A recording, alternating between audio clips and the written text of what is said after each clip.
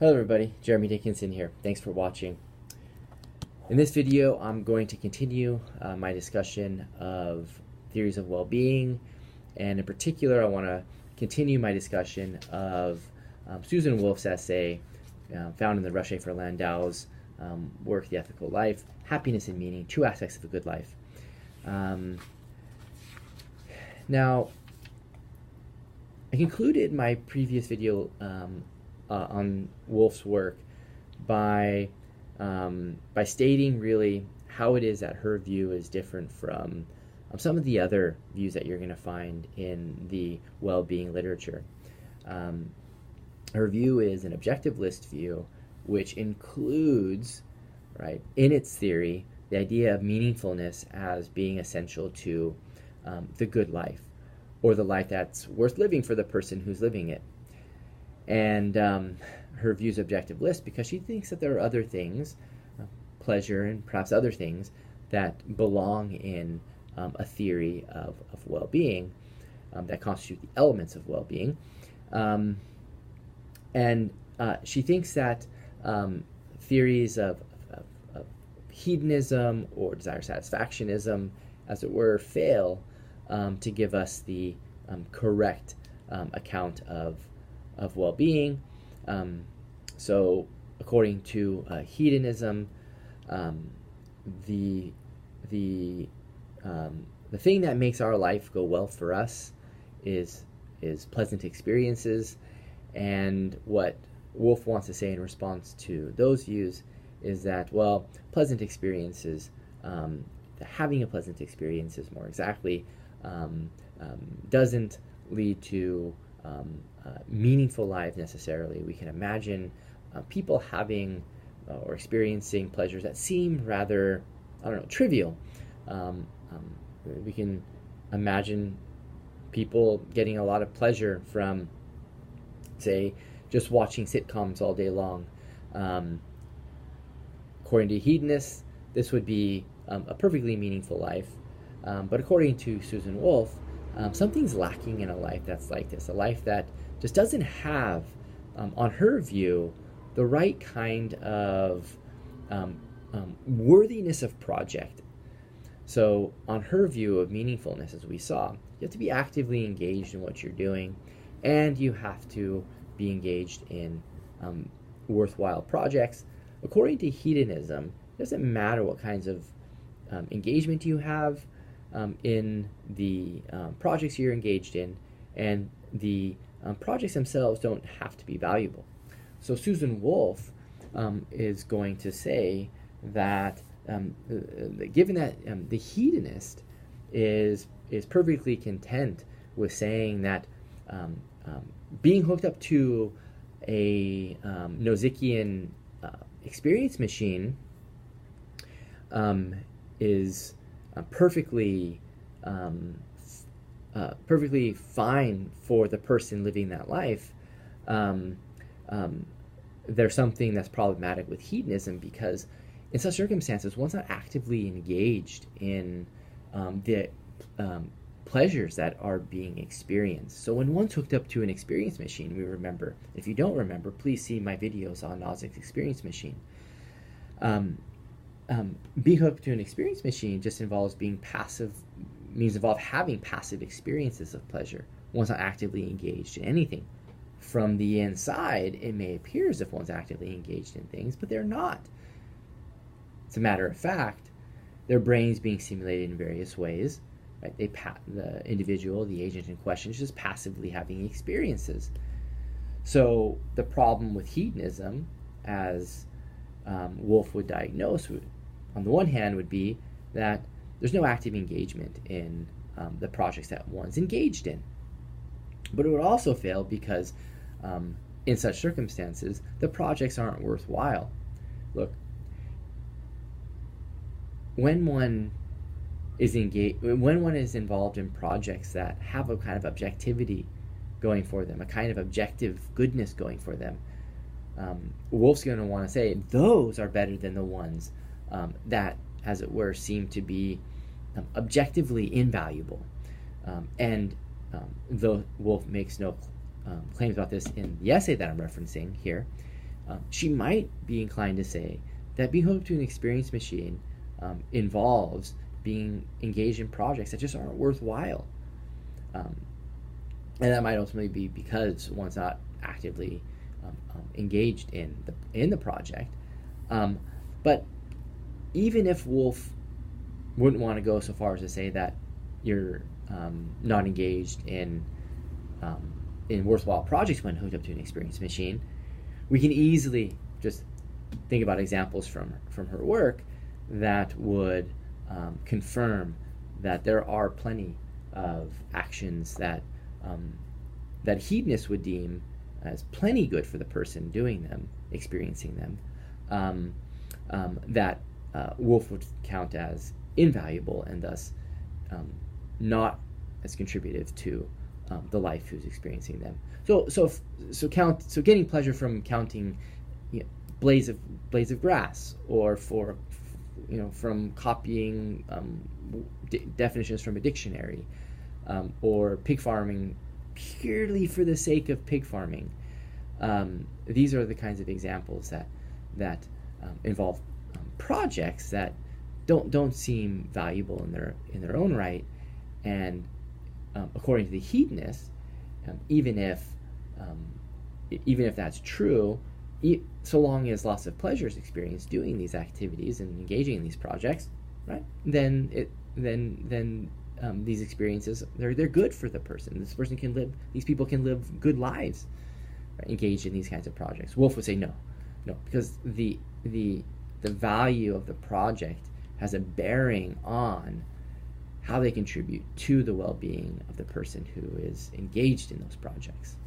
Okay, so that's, I think, how really best to understand these aspects of Susan Wolf's theory of well-being, and to see how they conflict with hedonism, for example, or even theories of desire satisfaction. So her response is going to be very similar to theories of desire satisfaction, theories that developed by, say, Heathwood. According to such views, having your desire satisfied, no matter what they are, contribute to one's well-being, right? But what if these desires, right? What if the satisfaction of one's desires correspond with projects that just aren't worthwhile, or correspond to activities that don't involve a kind of robust active engagement? Well, once again, Wolf is going to say to them, there's something missing in your theory. Okay, there's something missing in your theory. So the very same kinds of considerations that apply against a kind of hedonism for well-being, the same kind of considerations that are going to apply against a kind of desire satisfactionism, right, for well-being. They just don't line up with what we ordinarily think, right, counts towards a good life according to Wolf. What counts towards a good life, being actively engaged in the projects in which we're engaged in, okay, and taking up projects that are genuinely worthwhile. Now, Wolf is well aware of the fact that the hedonist, the desire satisfactionist, can come along and say, well, we disagree. We think that insofar as you're experiencing pleasure, let's take on the hedonism point first. So long as people are enjoying pleasures, right, then there's good lives being lived, right?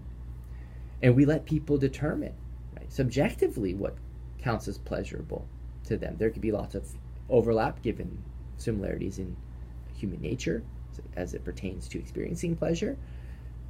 But this, by and large, is a subjective matter. Desire satisfaction theories, on the other hand, want to be skeptical as well to Wolf and say, look, you're telling me that even if I don't want to go to college, right, or even if I don't want to help my family and friends with their needs, their desires, even if I have no interest whatsoever in engaging in these projects. You're telling me that it's good for me to do so? Seems like the wrong result according to the desire satisfactionist. I have to desire it, as it were, for it to count as intrinsically good for me. So you have the hedonist on the one hand, the desire satisfactionist on the other hand, and they're making similar challenges to Wolf, skeptical challenges to Wolf's view. Okay, but Wolf's response to the hedonist is going to be to say, look, when we think about the life that we think is good for us to live, good for the individuals to live, surely in advance to think about these issues, we think that active engagement in what we're doing and the worthwhileness of the project that we're engaged in really matter to how well our lives go. Okay, it's only when we're sort of committed to hedonism in advance, or because we want an elegant theory perhaps, that we're going to say, no, those things don't really matter to a theory of well-being. Okay, so she thinks that common sense, that's sometimes the expression she uses in her essay, our ordinary pre-theoretic thinking about these things has significant weight and force in our theorizing about things. So we should, as it were, develop our theories in line with what we already think about things, and only, as it were, give up the pre-theoretical that's strongly believed, right? Unless we see something deeply problematic with what we think pre-theoretically. And so that's going to be her response to hedonism, is we already think, going into thinking about a theory of well-being, that the engagement in the project and the value of the project, objectively speaking, matter. And then she's going to give a similar response to those who want to be desire satisfactionists, who want to say again, no, it's only when I have an interest, or only when I desire something, that something can contribute to my well-being. She's going to say, no, that's not how we ordinarily think about these issues. We think that it matters what projects we're engaged in, for example. We think that a life that involves satisfying our desire to count blades of grass, or pig farm for the sake of pig farming, or copying words from a dictionary, we don't think that those things, right, amount to satisfactory lives. We don't think that having those are satisfied really contribute to the well-being of the individual living those lives. Now, those are Wolf's responses to both hedonism and desire satisfactionism. There is room, though, in Wolf's theory for accommodating the hedonist idea that pleasure is good for us. It's just that her view is going to be that's not the good for us, because there's more than pleasure that's good for us. Likewise, there can be some incorporation into a theory of well-being, like that what interests us matters to our well-being. It's just that when a theorist like Heathwood, for example, would come along and say, satisfying our desires is the only thing that's good for us, where Wolf is going to say, no, there's this other component. It's having meaningful desires satisfied that matters. And likewise to the hedonist, no, it's having meaningful pleasures experience that matter. And this is where Wolf, as it were, breaks from these two very, very prominent traditions in contemporary theorizing about well-being. So again, Susan Wolf develops a theory, an objective list theory, that includes in it a theory of meaningfulness, and meaningfulness understood, analyzed roughly in terms of the ideas of being actively engaged in one's projects, and then having projects that are worthwhile and valuable in themselves, that count towards the good life, the life that's worth living for the person living it. So thank you for watching, everybody. If you have any questions, please email me, jedickin@syr.edu. Thanks again for watching. Bye bye.